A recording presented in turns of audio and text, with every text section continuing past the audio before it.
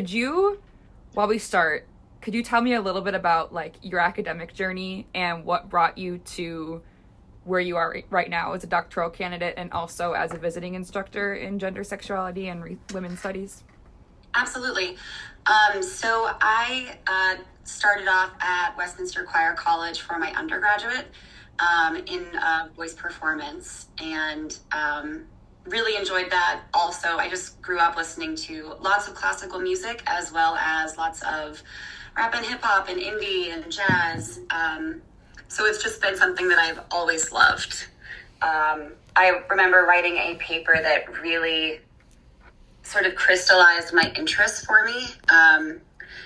In this paper, I talked about a tribe called Quest and their sampling and tape modification techniques, and compared it to these Katy Perry's nail polish, like the one that in 2013, like fragmented, like it looked like a speckled thing. So I just talked a lot about how like the individual parts contributed to the whole. So once I graduated, I pursued vocal performance and ended up tearing my vocal cords. So you can hear that I have a very husky voice. Oh my gosh. I'm so sorry. Yeah. That's crazy. It is. Some people, like athletes, like some people are just very prone to injury and some are not. Some people have like vocal cords of steel, and I am the former. Everyone in my family is always like, I can sneeze away and be hoarse for like a month. Wow. So I stopped, and that was a huge relief and just took time. I worked in business for a couple of years and just was very dissatisfied. So I went back to school. I went to Temple for a master's in music history. And I decided, like, I've always loved music history, and I wanted to find a way to, I guess, enter the field. I studied so much classical music. It was really fun. But at the same time, I thought, like, well, everyone does classical music. What am I going to add to a discussion of Schubert or Brahms? Like, I think that things have been said. So I decided to take a different route and focus more on rap and hip hop. So I used that paper that I wrote and just sort of dove in headfirst and had a really great experience. It just felt so enriching talking about what it is, why it matters. I don't know if you've experienced this, but I always run into people that say, like, this isn't music, and this isn't legitimate at all. And so I really wanted to just talk about why it is.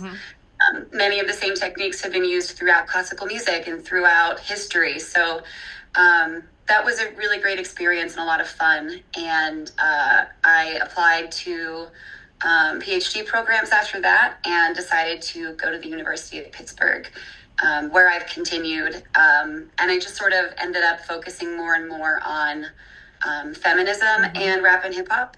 A lot of people that I've spoken to think that there isn't a lot of feminism in rap and hip hop. There's very little overlap, and that can be the case depending on what you're looking at. But I think that there's a very large presence of feminism and women rappers that are really important. So I just began focusing on that. So working with the Gender, Sexuality, and Women's Studies department as well. And so I've just sort of crystallized it all down to discussions about Roe v. Wade being repealed. I was already curious about like reproductive rights and how women rappers talked about it. And then after like leading up to the threats against Roe and the ultimate overturning, I heard a lot of songs about Plan B and women using, like, just discussing using birth control. And I found that to be so refreshing. So it just sort of like it happened. And I was just paying attention. Like I was at the gym listening to Megan Thee Stallion and like, oh my gosh, this is so interesting. She's talking about Plan B, and so are all of these other rappers. So that just it just happened. So that's the case with the dissertation. And women's gender, sexuality, and women's studies needed a visiting instructor. So I was tapped for that, and it's been a really good time. That's so cool. That's so awesome. And I really appreciate your focus on feminism in hip hop, because that's my biggest turnoff with like rap music. The like misogyny and the content, and it just like a lot of the time it feels like it's not a place for women. But I've really been enjoying reading your chapter in your dissertation, and then I read some of your other work that I could find online, and it's been really cool to read about that. And, yeah. So have you actually, I know you have, right? What challenges have you faced as a young woman in academia and scholarly research? Oh man. Yeah, it's always exciting. You just never know what's going to happen. Sure. The biggest challenge that I have faced is like the inertia of academia to changes, I guess, to Sure. put it really broadly. I mean, academia is this like monolith, and while there is, I think, a big focus on new ideas and like sexy new topics, I think a lot of it is probably in STEM fields, or at least that's what it sounds like to me. And then in the humanities, I think that there's a lot of inside excitement about new ideas, but it just seems like in like the broader picture of academia that those are not necessarily appreciated, and that a lot of existing department chairs and things are just worried about embracing ideas about, in my example, like female sexuality. Yeah. So that's been interesting. And as I'm on the job market, I'm very aware that my work will not resonate with many universities. Sure. But overall, there are a lot of, and I don't want to male bash at all. Men are great in a lot of examples, but there are some that are, just for like lack of a better phrase, bad actors. And that is a challenge. There are many men in my field that do amazing work, but there are some that have entrenched misogyny. And so it's always exciting to experience that, like, oh, you're one of those people. Got it. Okay. We'll just, like, I just don't think that there's for me at least, it's been just easier to disengage a little bit. Sure. I'd love to like be the change I wish to see in the world, but jobs, academia, it is political. And so that's always fun. So hard. Yeah. Okay, but what are you most proud of? Like, what has been like some of your greatest successes as a young person, a young woman in your academia experiences? Ooh, that's a tough one. I mean, anything that I get published, I'm really excited about, or get good feedback about. When Brad asked me to submit a chapter for his class, I was absolutely thrilled. Like going to conferences and engaging with other scholars that are interested in my work, or there are just so many scholars that I like really, really respect. And when I've engaged with them, it's been so exciting to make sure, like, I don't know, to talk with them and find that they are interested in my ideas as well. So that's always a lot of fun. And it makes me really excited to see that even though I'm interested in this, other people are as well. And just teaching overall, I know some scholars are really interested in their research, and I love that. But I love teaching. And so me too. That's probably the most rewarding part of my work, is just working with students and learning from them. Seeing their points of view is always is so cool and exciting. And just being able to like engage with them on a very personal level is just so rewarding. That's probably what I'm most proud of. But you know, getting published and going to conferences is always a nice boost as well. Sure. What has the response been overall from your research from other scholars, and then what has been the research or the response from all non-academic audiences, if you have those as well? Absolutely. Yeah. Some of the scholars are really excited to have these discussions in academia. That's always a blast. Lauren Kerr teaches at, I think, Western Michigan University, and I just respect their work so much. I find it to be so thought-provoking. I ran into them at the American Musicological Society this this past November, and just wanted to say, like, I just like went out to them and said, I love your work. I just want to let you know, I it's just amazing. And they asked me about me, and they were like, oh my gosh, I know your stuff, and I'm so excited to meet you. I was like, what? That's wild. And so like, it's networking can be really scary at these events, but being just engaged and having presented at other conferences sort of like takes away some of that barrier. So I met Brad doing a lot of conferences, and Brad came up to me multiple times like, hey, I love your work. And I'm like, whoa, that's amazing. So those types of experiences are extremely cool. And so it's so nice to get feedback from people that I really respect. That's been really lovely. In the outside world, though, just like outside of academia, a lot of people are just fascinated. We live in a society that is, as we have seen in the last couple of presidential elections, pretty misogynist. And a lot of that is just entrenched and part of the culture that we live in. And so I don't want to fault people necessarily for growing up in that environment. There's no way to not internalize some of that.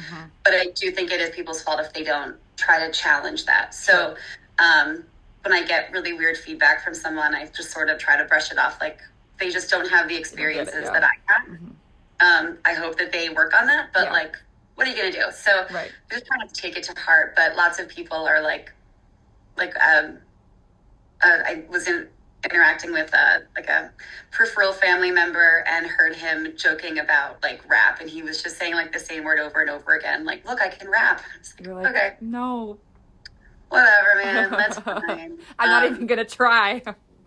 I was like, whatever, like go for it, you know. So there's a lot of that, and a lot of like I went on a date once and I think that this guy like paid for a background check on you. Yeah, whatever. I don't know, like Googling people before a date, that's like, whatever, that's fine. Sure. But he began trying to like, I remember like he was driving us to like a music event, and he was saying like, oh, do you ever get really weird feedback from your raunchy titles of your papers? I was like, I mean, I don't know, like, what are you talking about? It's like, like, it seems like your work is kind of edgy. And I was like, wait, have you looked at my research? And he was like, yeah, I like might have just come across it. And he also knew like weird things. Like I, at some point in high school, worked at American Eagle for like 2 weeks. And he like knew all of that, which is not on my resume or anything. That's crazy work. And if you know that, why would you say anything? Let it come up organically. Don't let them know you're crazy. No, I'm just kidding. Exactly, yeah. I mean, some people just tell you who they are right away. Right. But, so that's always... That's goofy. Like, interesting. And it is kind of... I'm a little oppositional. I enjoy pushing boundaries. Sure, yeah. Yeah, so, like, when the title of my book chapter... Suck on my balls, bitch, Beyonce, Me Too, and a paradigm shift. I mean, that's literally what she says, so I thought it was totally okay to use it in the title. But it definitely is off-putting to some people, and I get that, but I don't know. Sorry, not sorry. Exactly. Yeah. Can I ask you a quick question? Yeah. Are you recording? I am recording, yeah. Okay, great. I just wanted to make sure, because Zoom isn't showing it to me, so I'm like recording on like multiple devices, hoping that one of them works. Okay, perfect. I just didn't want you to have to like review everything. Thanks for checking. I personally thought your writing was like really easy to understand, because that some scholars like to write and sound so fancy and all that. So I imagine you consider that, and you try to write so that people can understand and like interact with your work. But how do you balance writing for academic audiences, but also like navigating the fact that you're writing about things that people outside of musicology and music theory probably want to and could engage with?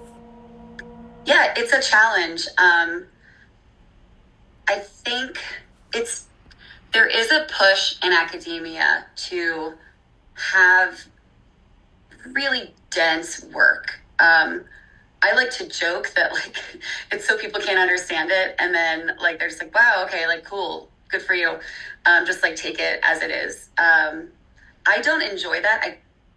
I don't think that comes naturally to me as a human. Like I really like communicating. I'm an extrovert, so it doesn't come naturally to me. And I have written work that is really heady and very academic sounding, but I don't enjoy it, and it's something I have to like try to do. Excuse me.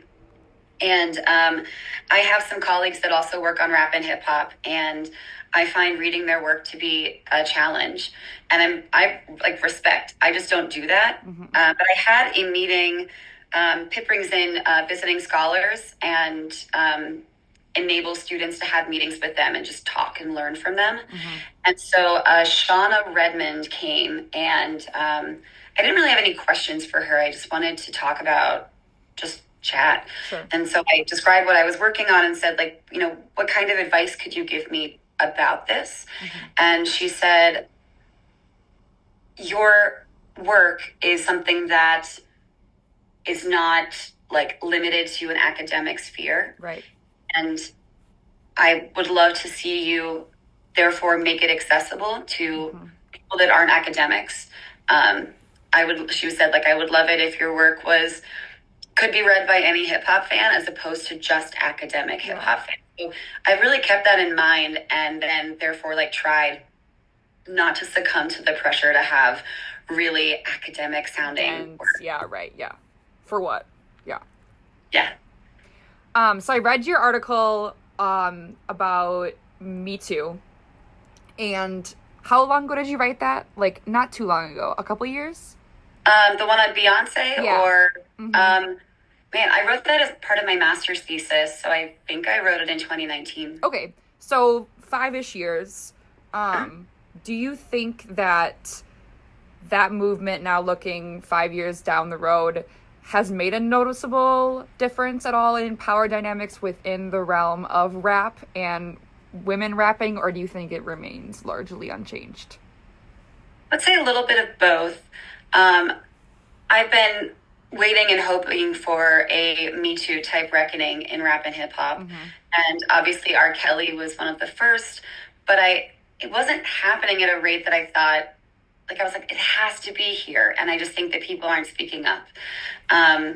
And so it's been interesting and exciting to see it happening now with P. Diddy and Jay-Z. And, and so that is really interesting. And I just think that there's a societal pressure in rap and hip hop to be protective of its own, which makes a lot of sense. Most of the most prominent rappers are Black, and Black people have faced, you know, just every challenge possible in this country. They've been held back in every possible way. Right. And so I've read a lot, this isn't like my opinion, but I've read a lot that there is a push within Black communities not to contribute to this like villainizing of Black men or Black women. And so I don't know if that has been part of the like political play of the Me Too movement in rap and hip hop, but I do see that. And I do think it's really interesting to try to theorize how women rappers have engaged with rap, with Me Too in their music without like verbally speaking it to truth. So something that I just have like thought a lot about is the general societal trend of women gaining and finding their voices or having a bigger platform for their voices and their experiences, and being heard finally. And as I think all know, the Me Too movement was largely for white women that were wealthy and had power and were in the media a lot. And, so being a white and wealthy movement, it did not, I think, like necessarily pertain to a lot of women of color, specifically Black women. And so I was trying to suss out, like, how might that have affected them in a way that might be reflected in their music. So a chapter that I have also converted to an article from my master's thesis is about, it's in revision with the Journal of Music and Politics. And I wrote about Cardi B's song Be Careful With Me and the vulnerability in it. Mm-hmm. She sings and her voice is weak and untrained, and like there are other songs she's done where her voice is auto-tuned and really focused on. However, in this song, it's sloppy sounding, and she talks about being vulnerable. And so I theorize that is reflective of this moment when women are able to be more vulnerable and find strength in that. I don't think that it was like a direct idea of hers to like make music like, I'm going to be vulnerable in this song because of the Me Too movement. But I do think that this societal change has made it easier. Mm-hmm. Yeah, I mean, I think it's just sort of trickling down slowly, very slowly. Right. I know. Wish it was faster, but it's fine. How do you think academia as a whole can better engage with popular music and contemporary artists, especially rap? Oh, that's a tough question. There is a big push right now among scholars engaging with rap and hip hop. There's a lot of popular music studies, mm-hmm. but I do find in a lot of those, it's still like a lot of white music. Yeah. I mean, so I went to high school with Mac Miller. We overlapped by 1 year and there's just this, and I think he's extremely talented, mm-hmm. or was. And like Kendrick Lamar has said that he was one of the most naturally gifted musicians he had ever worked with. Mm-hmm.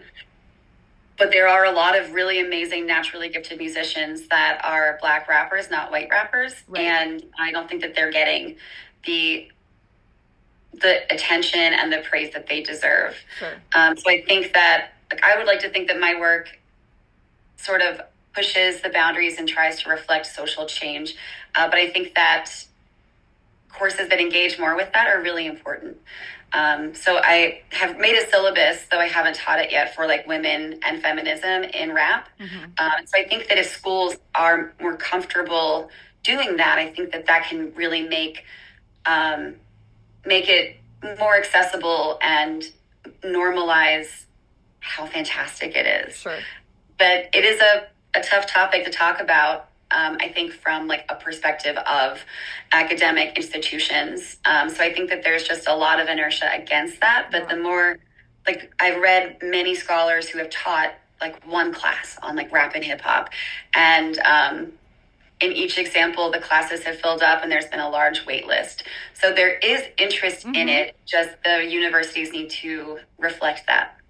Well, it's like one of the biggest genres of music, period, right now. The most popular genre in the world. Right. So it makes sense that would be so popular. I guess it's probably also finding like people to teach the classes that feel like they're equipped to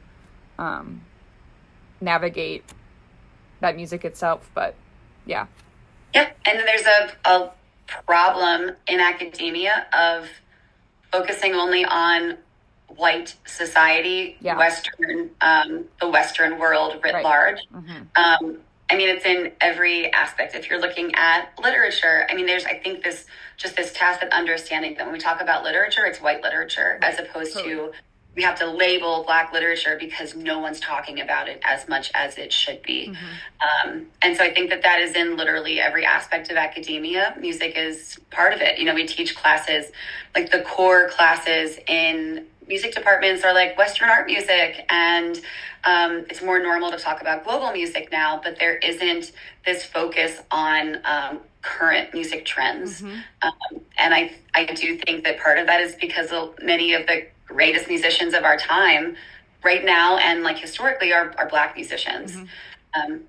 So I don't think that there's like an active thought in academia, like, well, we can't teach these because like it's Black, but there is this inherent racism in our society sure. that is just embedded in literally everything.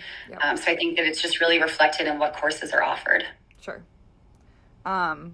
What do you think needs to be researched next? Not necessarily by you, but where is the research in hip hop, rap music? Where is it lacking, and what needs to be done? Like what should be done next?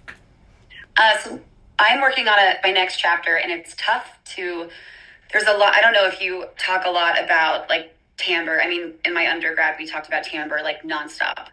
I mean, like James Jordan is like, you know, one of the who's of the conducting world.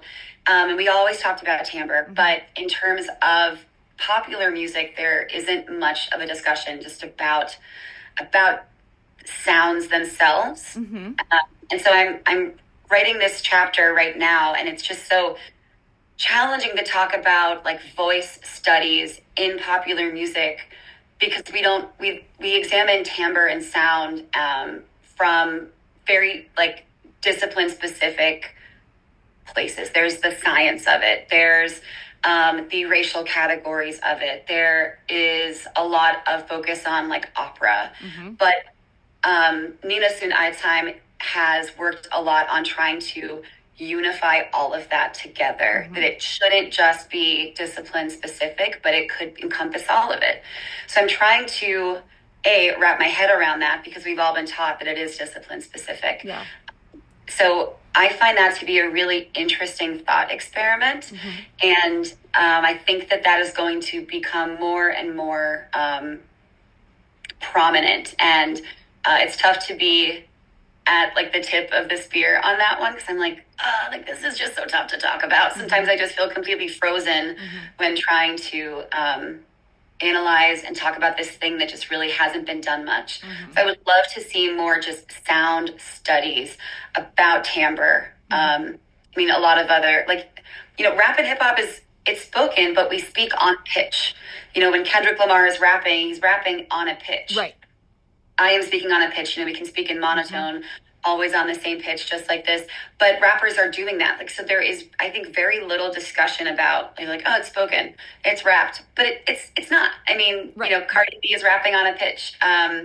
So talking about that, I think, will take rap and hip hop out of this. Like, I'm not trying to like westernize it or like whitewash it, but I think it's really interesting to talk about. And so I would love to see that be the next like frontier. And I'm sure people are doing it. I just, you know, new research comes out every day, and I try to keep up on it, but it's a little challenging when you're teaching and writing and being a dog mom. Listen, so, I know. It's serious being a dog mom. I'm surprised that my dog hasn't come in here and barked yet, or my cat hasn't shown up and meowed.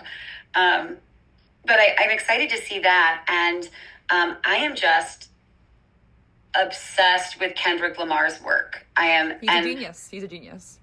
He is absolutely a genius. I think that, I mean, I'm glad that he won the Pulitzer for Damn, although I really think it should have been To Pimp a Butterfly, because that album to me is just mind-boggling.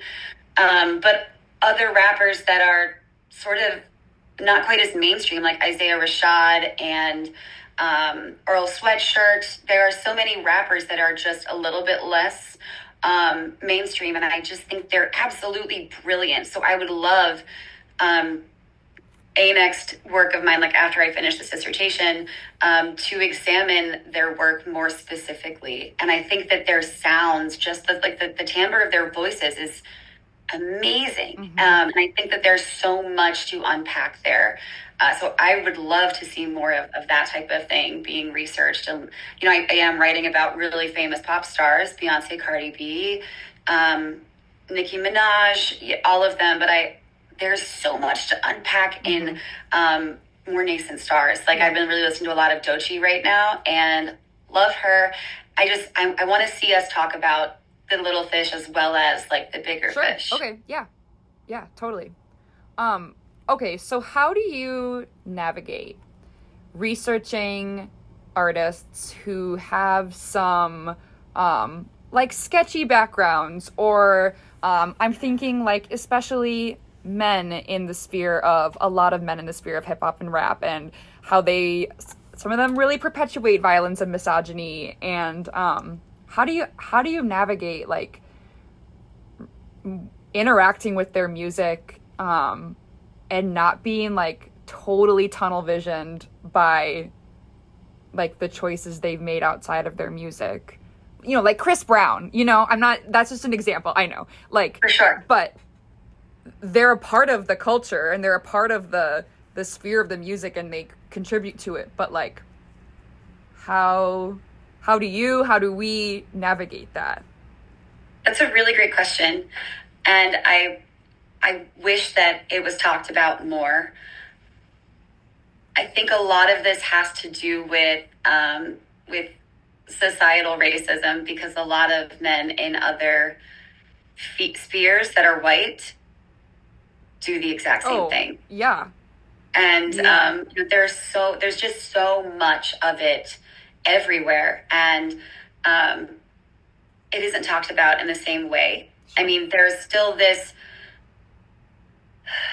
long-lasting dehumanization of Black people in this country, painting them as animalistic or like driven by like native, like inherent instincts toward violence or sex, and it's everywhere. It's not. I don't like, and it's so reductive to talk about that just in rap and hip hop, and it also, it's just reflective. Like, rap and hip hop is reflective of the fact that happens in society everywhere, and it drives me crazy that we aren't talking about that. Like, I was just watching one of my favorite movies, Tinker Tailor Soldier Spy. Gary Oldman is in it, and I think he's a brilliant actor, but there's a lot of information out there that he has a really terrible, violent history with women. And so it's not just rap and hip hop. And so I don't want to give anyone like a pass on that, but I wish we could talk about the fact that it's everywhere in our society. It's not just male rappers. Like, let's talk about country music. Oh, yeah. All right, I know. I mean, classical music, like, yeah. Ooh. How do we separate the artist from the art? Like, and do we? Yeah. I know. I wrestle with this all the time. I listened to a lot of Ryan Adams, and I loved his work. And Mandy Moore came out with like an expose in the New York Times about his, well, I guess it wasn't just her, but there was a lot of research done about how he was interacting with women overall, and like his alleged like pedophilia, and people aren't talking about it. You know, we're focused on Drake being a pedophile, which, you're like, hello, like, yeah. I know, like, I'm which like, a big yes, deal too. He is. Fine, we talk about other people doing the exact same thing, right? So that's for me something that I just try to keep in mind, because you know it's so easy in our society to just talk about minorities and things that they allegedly have done wrong. And so I try to keep that in mind, but it's also just reflective, like, this macho type of male, like, paradigm, like, and it's reflected in rap and hip hop just as it is everywhere. And I'm not saying that I think like men, Black men that are rappers are trying to mimic what white men and other men are doing. But it is part of the culture. Mm-hmm. And so it's not just them. So I try to, I mean, like, if we think about, like Wagner, you know, being an anti-Semite, and thinking about, oh gosh, I can't think of his name, but he was the conductor of the Met for a really long time, and he was a rapist. I can't think of it. Okay. James Levine. There you go. Like, how do we separate James Levine from work? Yeah. Yeah, exactly. So I've had a lot of family discussions about this, and my brother-in-law was saying to me, it's not easy to separate, but one thing that you can do is separate it with your money. My brother-in-law was saying, you know, these artists aren't really making profit from streaming on Spotify, and he was saying, like, what you can do is not buy their merch, not go to their shows, using your money like smartly as a way to separate the artist from the art. I mean, good art is made by bad people all the time. Right. I mean, like, if we think even just about the visual art world, was it Gauguin or Cézanne that like went to native islands and dehumanized a lot of people? It's everywhere. So that, I think, is really important to keep in mind. you know, I don't think that anyone should get away with violence and misogyny, but it's everywhere. And so I think picking and choosing what to spend money on, but as well as acknowledging that it's other places, and many people are just vilifying Black men and Black women. Yeah, it's a really good point. I don't want to give anyone like a free pass. Right. I just think acknowledging that it's everywhere should be really important as well. That's a good answer. That's a great thing to think about. What's next for you? So you're going to work on timbre. Anything else that's on your horizon? Research, work?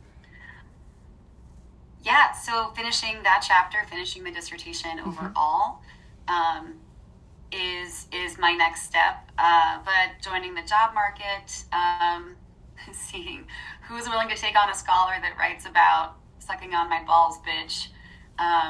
So that type of thing is the next big step. But teaching, awesome. Always finding ways to update my syllabi. You know, with teaching in gender, sexuality, and women's studies gives me a lot of leeway. So I do talk a good bit about music, but talking about poetry and visual art and like new things that are coming out right now. So I just try to stay abreast of all of that and think of new ways to engage with students. That's just always like bopping around in my mind. So those are the next big things, and trying to be there for like my family. But we're dealing with a big family health crisis right now, and have been. So it's really slowed down my work. Yeah. Thank you. It's slowed down my work a lot, and I'm trying to cut myself some slack and not feel so ashamed of it. But that's so one of hard, my advisors said to me, like, I really appreciate your work-life balance. Even before this happened, he said, like, you're a real person. You're not just showing up to every academic thing and just being a steamroller, powering through all of it. I mean, having a work-life balance is really important. And my hours are, apart from like my teaching hours, they're pretty flexible, so that can be tough. I literally could always be working. Right. I jokingly I take my laptop everywhere I go, and I call it my emotional support laptop. You never know when you're going to have time to work. Yeah, so trying to just like support that in academia, and normalize that, and normalize being a good mentor, trying really hard to be a good mentor. Those are my main focuses. I love that you have a mentor that was encouraging of your work-life balance, because it's always like getting so much work done is always, congratulations, you're doing so great, how do you get it all done? But that's great that you have that I have some support friends there. that are amazing at that. That's awesome. And it's hard not to hold myself to the same standard, but so true. You know, they're doing what's right for them. And you know, I'm 34. I want to start a family, and I want to adopt more dogs, and me too. Hang out with my niece and nephew. Yeah. So, just trying to incorporate all of that, and, I don't know, be supportive of people, I guess, just overall. Sure. I think we kind of covered everything that I had in mind. Do you have anything else that you think is important to know in the general feminism, hip-hop, intersections sphere before we move on? That's great. I like that question a lot. A lot of feedback that I have received or heard academics talk about is the power of your syllabus. So as a feminist scholar and as someone that studies Black music mostly, making sure that my syllabus reflects that is really important to me. And I think that it sends a very good message to the students and academia overall. And so I generally don't really engage with a lot of sources that are, for lack of a better phrase, armchair musicologists. Sure. Like the same old, dead white men. And again, no shade on dead white men or just white men in general, but they do have a leg up in many ways. Yeah. So I try really hard to make my syllabus reflect what I'm studying and whom I'm studying, making sure that I'm engaging with trans scholars, non-binary scholars, people of color, new scholars, local scholars. There's so much that we can do by changing our syllabi and making sure that it's up to date. I just in the middle of reading a book by a Pittsburgher called Homing, Instincts of a Rust Belt Feminist. And it just came out, and I'm enamored with it. So trying to keep those things abreast and making sure that the people that are doing the most important work, not just the people that have the best visibility or are favored by our society.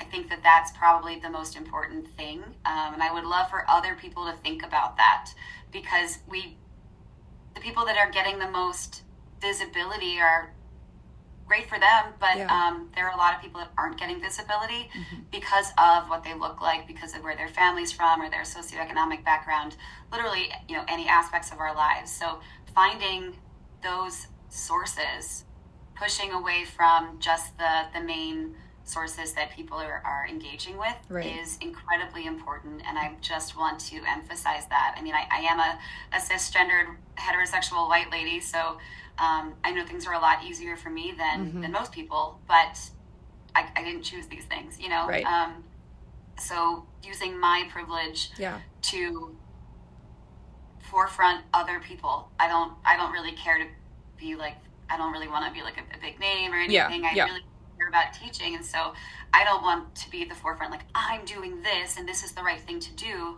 as opposed to like, I can forefront people that are not necessarily getting the feedback that they deserve and getting the notoriety that they deserve. Sure. So that's just finding those sources, pushing away from digging deeper into the library and Google Scholar. I hate to say it, but there's a lot of stuff on there. So putting the time in and doing the work to find that material is hard, just because of our society, but incredibly important. So I want to encourage all scholars to do that, all musicians, I mean, just in general in life, but there's power there. Yeah. That's an amazing way to end, with a call to action. And that's really important. And I'm so glad that you're doing the work, and hopefully you're impacting a lot of other people and helping them to do the work too, which I'm sure you are, but that's part of teaching, is helping people to think that way. Thank you so much for your time. I so appreciate it. Thank you so much for your work. I also really appreciate it. It was so fun for our entire class to engage with your research and with your writing. And Thank you. This has been a true pleasure, and it's really made me think differently about a lot of things. I'm excited to go right back to work after this. Well, thanks for spending time with me today, and just thanks for being a badass woman in music and Thank you. Working for the better of other people. It's really awesome. Thank you so much. Good luck with everything. And thanks if you have questions so much. About my work, but just like conducting and stuff, I have rubbed elbows with a lot of people at Westminster, and we're really happy to connect you if I can. Thank you so much. I really appreciate it. Absolutely. Take care. Thanks so much. You too. Bye.